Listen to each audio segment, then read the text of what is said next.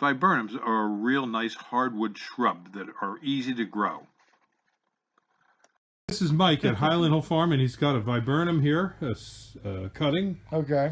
And this is Lorenzo, and he's going to be telling Lorenzo and educating him on how to make a cutting from a viburnum. Okay, so this is our viburnum. You tell it's viburnum because it's opposite. The branches are opposite from one another. A very good way of distinguishing feature of it. And this looks like to be a double file viburnum. And this is a branch from a double file, and you can make cuttings off of it. The better the wood you start with, the better the cutting you're going to get. Now everybody does their cuttings in different ways.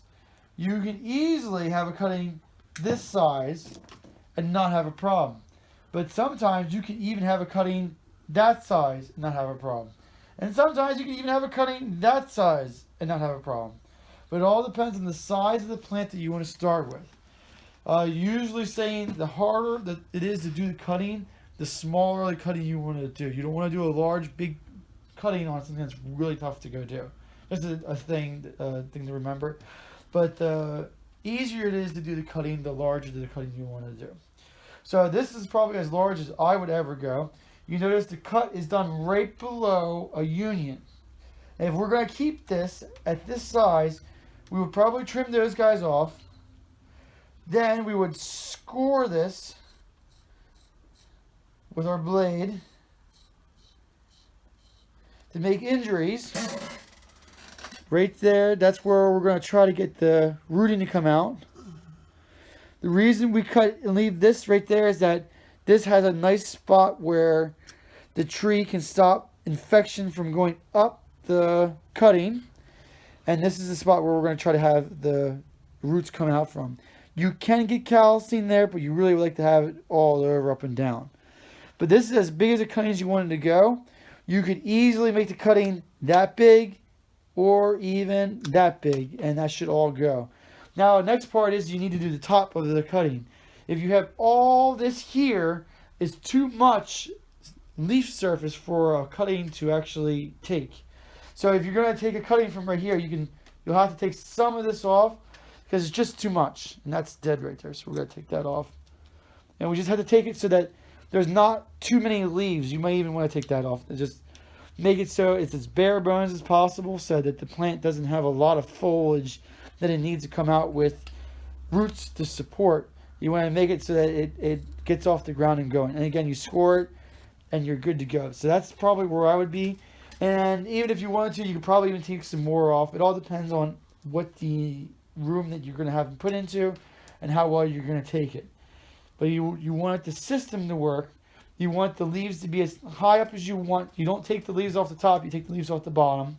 If the leaves are fully emerged and they're big leaves, you would want to cut the leaves in half or third so that the surface area of the leaf doesn't have to be taken care of, and it's less stress on the cutting itself when you're doing the cutting. Then you take the cutting, and my dad has the root hormone. And there's a couple of different types of hormone. We'll see what this one is. This is more of a powder that's a little wet, but then whatever, it's fine. We actually dunk this in water first. And you dunk that in water, and then you go in there and you put it in there. You get it on there nice, like that, and then you stick it. If my dad's using these guys, you can stick it right into there. Boom, done. Now, if you're gonna do that, that's called a direct stick. That means you're directly sticking it into the pot you're going to try to sell it in or transplant it in. Many times, cuttings like this are done in other trays or in big, long beds that they put them right into the bed. And they just jam and fill rows after rows after rows of cuttings. And then, finally, is the maintenance of the plant. And these are some other plants. You can see that these are huge cuttings. Hopefully they can take, you can see all the leaves on it. There's a lot of leaves there for that really young root system to support. So there's a lot of risk involved in that. But you have these containers over it so to keep the moisture in so the plant doesn't lose moisture. If the plant loses moisture, it's done, it's cooked. And many times people do not use containers like this. But you can, in commercial settings, they usually use overhead irrigation to spray a mist over the leaves to keep the humidity as high as possible so the plant does not lose moisture. But you can use things like this to keep humidity high around the plant so the plant does not lose moisture. Moisture is the number one thing you don't want to lose. Okay, now the potting soil, Mike, that you want to use. Oh, there's a lot of different kinds of potting soil. The number one thing you have to be careful of potting soil for cuttings. And remember, we did all those injuries on it. There's injuries all over it. If you use potting mix that has not sterile, you're basically wasting your time because that's going to create infections. But this is a potting mix that we have, and we fill it up a little bit with the potting mix, and you lightly put it in because you don't want to scrape off all the mix, and you don't pack it down because you want the air to work around the plant. You don't want it to be starving for air because air is needed in order to grow. So keep the air on it with as high humidity, with that rooting hormone on it, and you're pretty much good to go.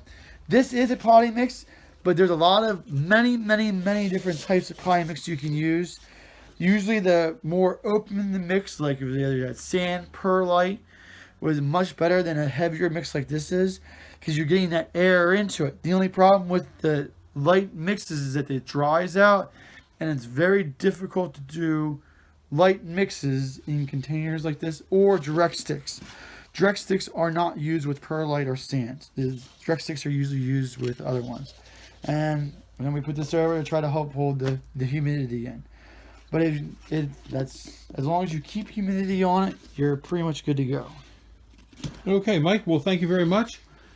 Call Highland Hill Farm for your viburnums. 215-651-8329. We're located in Fountainville, PA, near Doylestown in Bucks County.